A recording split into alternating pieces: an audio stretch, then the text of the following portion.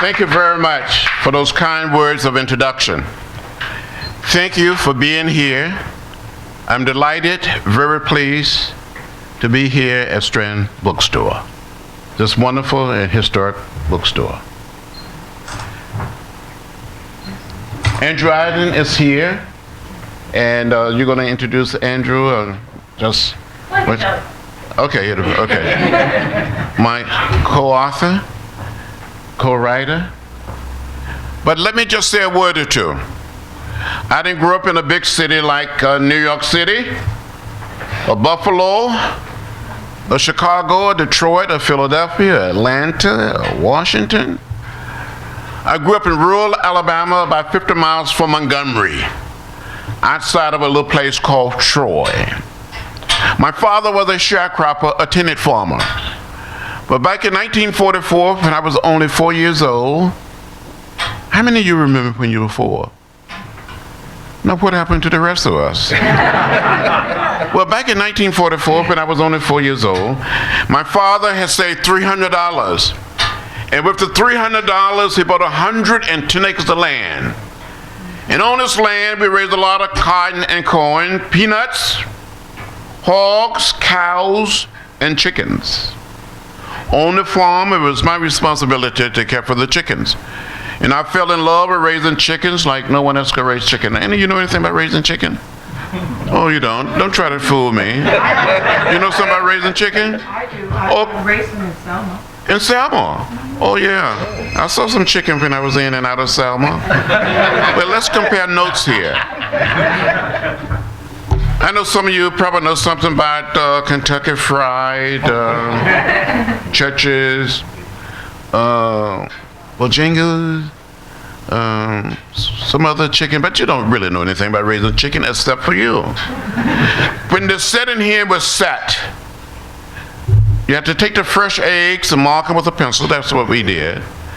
And some of you may be saying, now, John Lewis, why do you mark those fresh eggs with a pencil before you place them under the setting hen? Well, from time to time, another hen would get on the same nest, and there would be some more eggs. You had to be able to tell the fresh eggs from the eggs that were already under the setting hen. Do you follow me? You don't follow me. It's okay. Because another hen would get on that nest, and you have to be able to tell the eggs that were already under the setting hen. So when the little chicks were hatched, I would take the little chicks and put them in a box with a lantern, raise them on their own, or give them to another hen. Get some more fresh eggs, mark them with a pencil, place them under the setting hen, encourage the setting hen to stay on the nest for another 3 weeks. I kept on cheating on these setting hens and fooling these setting hens. When I look back on it, it was not the right thing to do. It was not the moral thing to do. It was not the most loving thing to do. It was not the most nonviolent thing to do. It was not the most democratic thing to do. But I just kept on cheating on these setting hens. I was never quite able to save $18.98 to order the most inexpensive hatcher or incubator from the Cicero bookstore. Now, here in New York City, you don't know anything about the Cicero book catalog? Really? You do? That big thick book? That heavy book? Some people call it the whoosh book. I wish I had this. I wish I had that. So, as a little child, about 9, 10 years old, I become very good at raising chickens. But I wanted to be a minister. So from time to time, with the help of my brothers and sisters and my cousins, we would gather all of our chickens together in the chicken yard. And my brothers and sisters and cousins were lined outside of the chicken yard. But they helped make up the audience, the congregation. And I would start speaking or preaching. And when I look back on it, some of these chickens would bow their heads. Some of these chickens would shake their heads. They never quite said amen. But I'm convinced that some of those chickens that I preached to during the 40s and the 50s tended to listen to me much better than some of my colleagues listen to me today in the Congress. As a matter of fact, the great majority of those chickens were just a little more productive. At least they produce eggs. So in March, book 1, we tell the story. Preaching to the old chicken. But I tell you tonight, the old chicken taught me patience. They taught me about hard work. Taught me never to give up, never to give in, but take the long, hard look that in 3 weeks, maybe you will have some little chicks. They taught me how to prepare myself to be involved in a nonviolent movement, in a movement that would bring about a revolution of values, a revolution of ideas. Growing up there, I saw segregation, I saw racial discrimination. I tasted the bitter fruits of segregation, the bitter fruits of racism, and I didn't like it. When we would visit the little town of Troy, visit Tuskegee, visit Montgomery, I saw those signs, and I didn't like those signs. And I would come home and ask my mother, my father, my grandparents, and my great-grandparents, why? And they would say, that's the way it is. Don't get in the way, don't get in trouble. But one day in 1955, at the age of 15, in the 10th grade, I heard about Rosa Parks. I heard the words of Martin Luther King Jr. on old radio, and I was inspired to get in what I call good trouble, necessary trouble. And for more than 50 years, March will tell you in this little book that I have not looked back. Some of you may ask tonight, why and how? Why did you get on a bus and travel to Montgomery to meet Martin Luther King Jr.? When I finished high school in May of 1957, I applied to enter a little college only 10 miles from my home, Troy State College.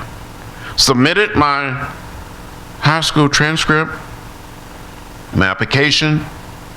I never heard a word from the college. So I wrote a letter to Martin Luther King Jr., told him I needed his help, needed his support. Dr. King wrote me back and sent me a round-trip Greyhound bus ticket, invited me to come to Montgomery to meet with him.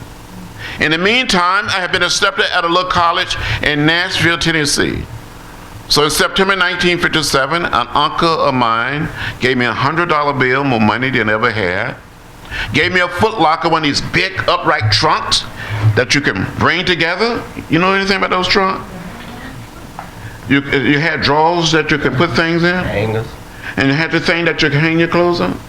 You know something about it? A little bit. A little bit, okay. I put everything that I own in that Foot Locker, except those chickens, and went off to Nashville.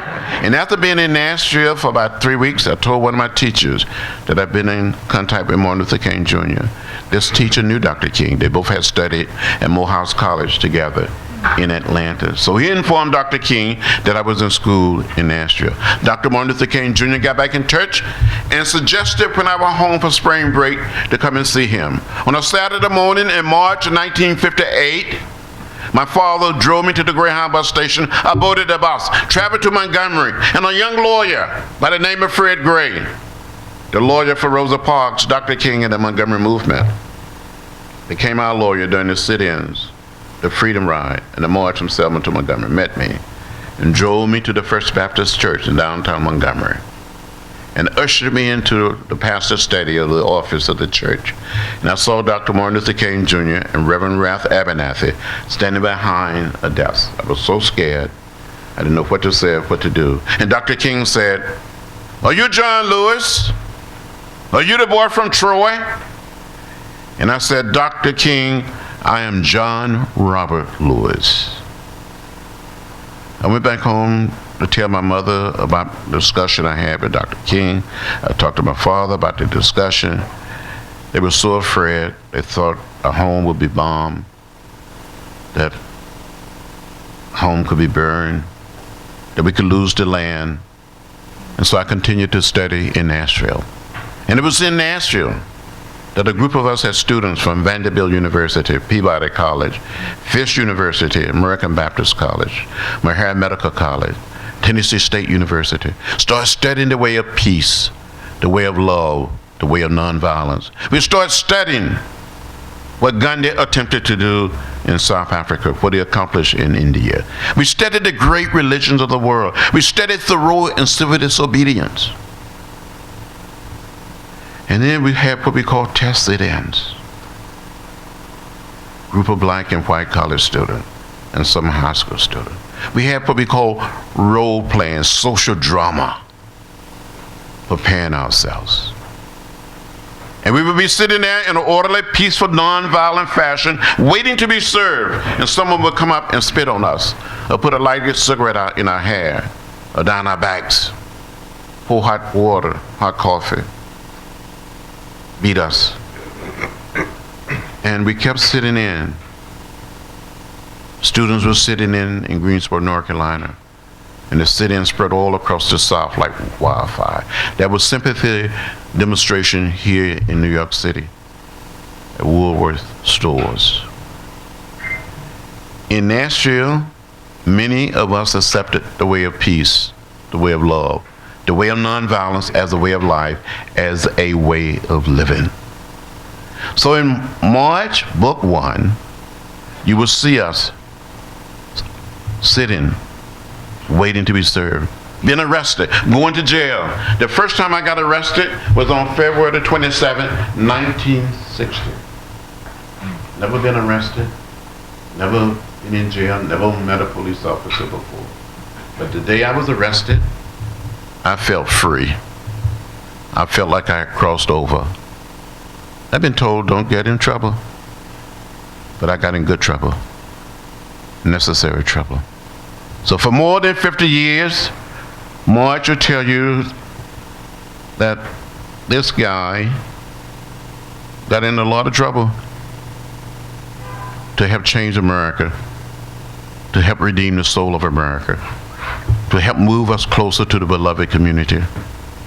If it hadn't been for Martin Luther King Jr., for Rosa Parks, for hundreds and thousands of other people, we wouldn't be where we are today. I know I wouldn't be serving in the Congress. March, this is just Book 1.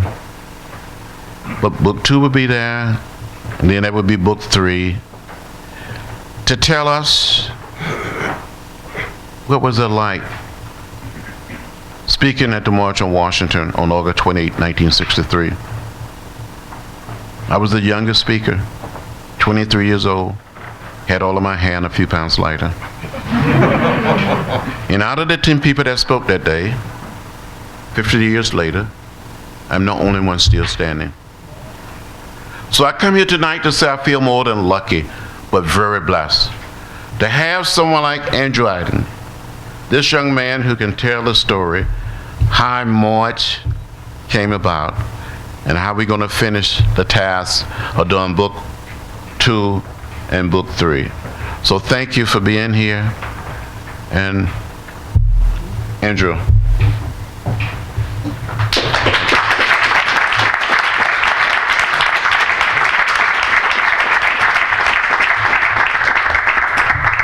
Thank you, Congressman, for many, many things. So you guys are all here for a graphic novel written by a member of Congress. I usually think anything written by Congress would kind of have some problems, so I'm pretty excited that you guys are all here and liked it. You know, I started on this journey with Congressman Lewis over 7 years ago. I was answering your mail. That's where I started.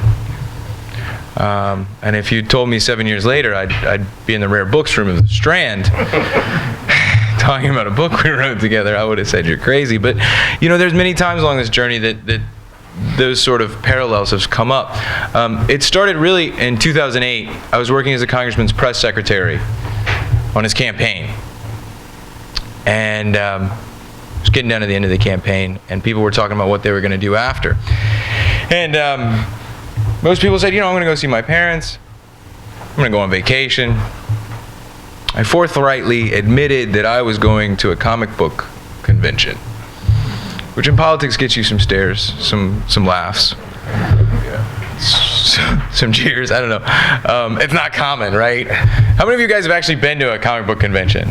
See, y'all are my people. Thank you. Yeah. And the congressman actually in that moment stood up for me and he said, don't laugh, there's a comic book that was published during the civil rights movement. And it was incredibly influential. It was a comic book called Martin Luther King and the Montgomery Story. And it told the story of the Montgomery bus boycotts and what was known as the Montgomery Method, which was basically a primer in nonviolence. And I was captivated by the idea of a comic book being used to teach about social justice, but also being used to inspire people to act. Because as I later learned, that comic was used by Reverend Lawson, Jim Lawson, who, if you've read the book, you'll know, and others from the Fellowship of Reconciliation as part of their nonviolence workshops that they led all across the South from 1958 to 1960. And as a direct result of that, several nonviolent sit-ins occurred. Students got inspired after reading it, and they went and they acted. Greensboro, the Midwest, Nashville, you read it. And this concept, right? This idea that a comic book, me being a lifelong comic fan, could do this was just a fact that gave me a light bulb idea. And I was 24 years old and I didn't know any better, and I said, Congressman, why don't you write a comic book? You know, he looked at me like I was a little crazy, which is fair. But after I asked a few times, and we had these conversations and we talked about its influence, he said, okay, let's do it, but only if you write it with me. Now, the journey to actually get a comic book like this made, right? We didn't have an agent. We didn't have a lawyer. It was me and John Lewis and a notepad. And we went around and we talked to some publishers. We got some ideas. We wrote out a proposal. I went to DC Comics first, right? And they had their ideas, but you know, it's a little corporate. And it wasn't, you know, it just didn't work. And Congressman, bless his heart, went to a comic book convention with me. And it was there we met a guy named Jimmy Palmiotti who lives in New York City. We call him the mayor of comics, right?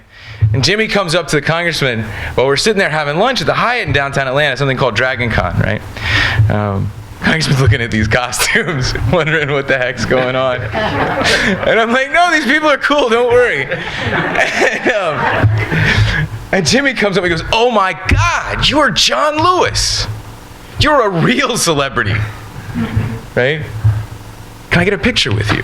And he gets up, he takes a picture, and I'm sitting here looking at Jimmy Palmiotti, who I used to buy Ash comics from when I was 10 years old. And it's my childhood meeting my adulthood in this moment of like overwhelming euphoria and confusion. And Jimmy, you know, they have their moment. Jimmy's got to go. He says, you know what, call me if you need anything. And I say, okay. Didn't know a couple weeks later, I was going to call him up and say, you know, I have this idea for a graphic novel. Do you think it could work? He said, yeah, I love it. There's only one guy in the business who could get it done and do it right. And that's Chris Staros. And Chris Staros is the publisher of Top Shelf, who we ultimately went with. And if you've ever met a comics fan, their fantasy in life is that they will have such a great idea for a comic book that they will go to a convention, pitch a publisher over the table, and the publisher will say, okay, let's do it. Right? Which never, ever happens. Ever. Right?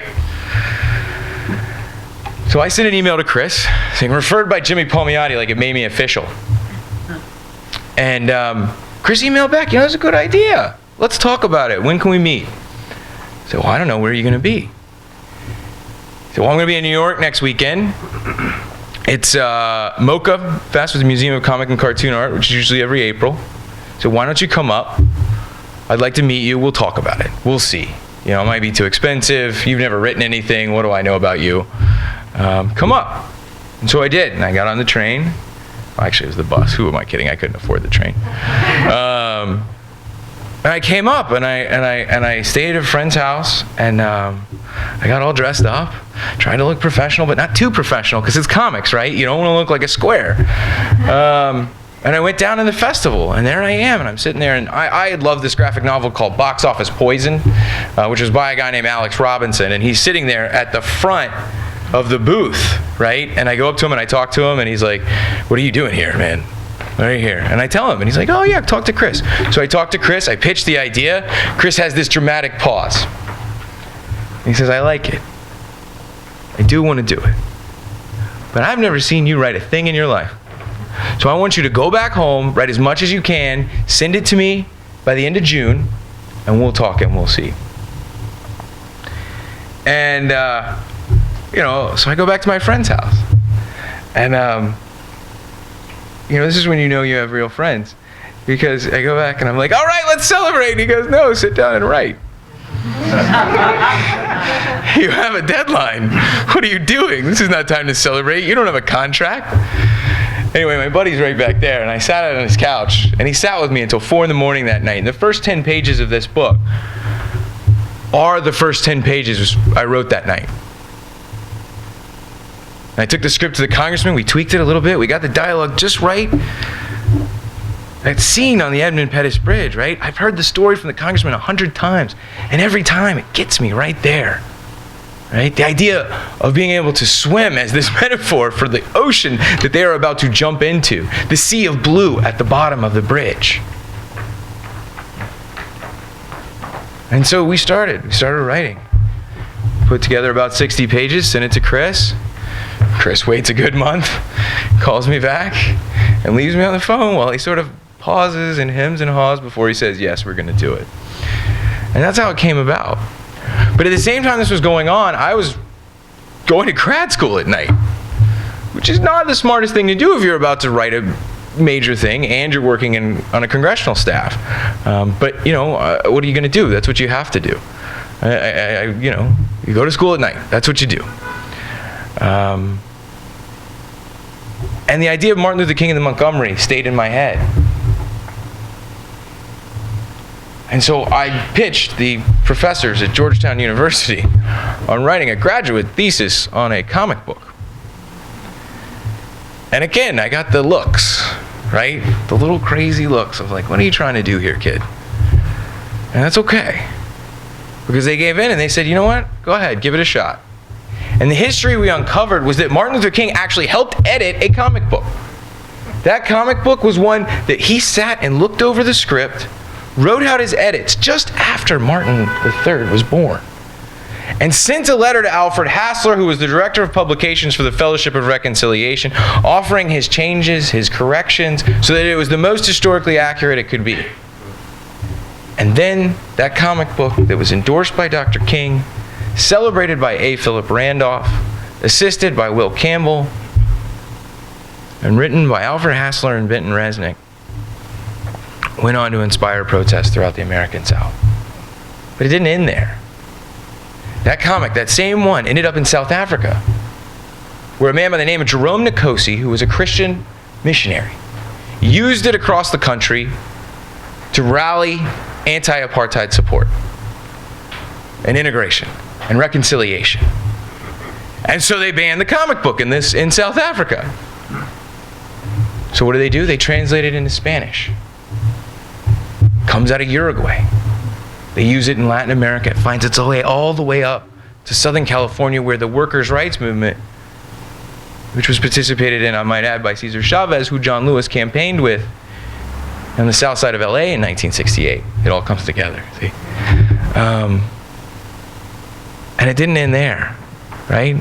Then it was later translated into Vietnamese, where Thich Nhat Hanh was working in Vietnam as an anti-war movement with Alfred Hassler. And they used it to organize there. And then most recently, you guys know Tahrir Square. It was translated into Arabic and Farsi and used by the protesters there to show them how to adhere to the principles of nonviolence while they were trying to reimagine their own country. That's a legacy. That's 50 years of revolution from 14 pages and 4 colors. We got 128 in this first one, and it's going to be a trilogy. Right? Already we're seeing DC Public Schools adopt it. Georgia Tech has it on their campus. We're going to be going to Marquette. It's their freshman year book. Right? We came from the Schomburg Center earlier today, and I asked the room of students, how many of you learned more about nonviolence by reading March? How many of you know more today? Right? These are 16, 17-year-old kids, and every hand in the room went up. And as we talk to the teachers who are already using it, they tell me that their students are retaining more of this information than had they read another book, had they read a prose book. One step at a time, we're going to change this game. Let me tell you a funny story. When this preview came out, right, and we started sending out review copies, I get a call from a reporter at a very conservative newspaper that will remain nameless. And he said, I don't usually do this, but it was very important to me that I tell you. He said, I took the copy that you sent me, and I gave it to my 9-year-old son. And so he's put on his Sunday suit now, and he's marching around my house, demanding equality for everyone. 9 years old. That's a game changer, folks. You want a more peaceful world, a more equitable world? Let's reach out to them. Let's show them a different world, right? Let's speak to them in their language. I see young people today, and they don't protest well, frankly. Right? They don't have the discipline that they had in Nashville. They don't have the organization that SNCC had. And more than anything else, they don't believe in themselves. This is a generation with more power than any generation before it because they understand technology innately. They are the first generation of digital natives. If they could use that technology and the principles of nonviolence and protest more effectively, organize more effectively, march for equality more effectively, and it's going to be a different place to live. Sometimes I feel like maybe some of us didn't honor the sacrifice of John Lewis's generation. We let things fall back. The Voting Rights Act has been gutted. Poverty is if you look, okay, statistics, I'm a Democrat. If you look at the real income of people, when you compare, we've been on a downward slide since the start of the Great Society, right? LBJ puts it together. We have minimum wage at a real wage equivalent today of about $10, which is what people are focusing for again for minimum wage. The spending power of the average middle class family, it's been crushed. Students are not free anymore to protest. Student loans bring them down. They weigh them down before they ever have the opportunity to establish their own identity. You're 18 years old and you're told that you need to sign a piece of paper that will guarantee you pay back $10,000 for every year you stay in this school. When my mother went to school, she could pay for a semester by working one night as a waitress. How do we fix that? Some of us have to admit that it's not going to be our generation that does it. We have to look forward. When I went to Comic-Con, yes, I went to Comic-Con with John Lewis. I met Neil deGrasse Tyson, right? Really cool guy. Had a little nerdgasm. It was pretty awesome. But he pulled me aside and he said, I'm really proud of you because you worked on a long-term project. John Lewis and I worked on this for 5 years before it ever saw the light of day. He said, too many of my generation aren't doing that. I think too many of your generation, too many of all of the generations aren't doing that today. We need to not look at the fight for today or tomorrow. We need to look at the fight for the next month, the next year, the next generation. And we need to reimagine that and start from the ground up. So I'm the crazy man trying to do that with a graphic novel, and John Lewis is the sweet, kind, courageous man who's agreed to come along with me on this. And we have an unbelievably talented artist, Nate Powell, who is doing work that puts into the minds of a new generation a very real and tangible possibility. So I really appreciate you guys coming out tonight, reading the book. I hope you show it to your friends, but more importantly, I hope you show it to their kids. Talk to teachers. Talk to your community. Make sure young people can read this. You don't have to buy it. Go to the library. I know my publisher's going to hate me for saying that. But I'm serious. This is a message. This is about a vehicle for something that can really make our world a better place. So I appreciate you guys being here. I appreciate you guys taking the time, and I hope you guys enjoy it. Thank you.